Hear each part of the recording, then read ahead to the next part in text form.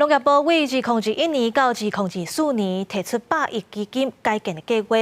鼓励国内饲猪场改善污染的防治。云林拢总有1195个的饲猪场，目前超过2成已经改善好势啊。不过补助申请剩上尾1年，政府是呼吁农民要把握时间。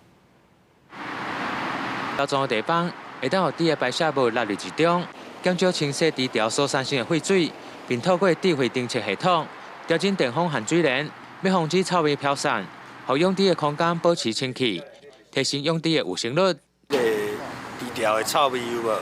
？100%降落来像30%，啊，伊这个育成率提高啊，伊就是予咱这个密闭式条状地板、密闭式注射，安尼，予咱这个环境更较好，育成率更较悬。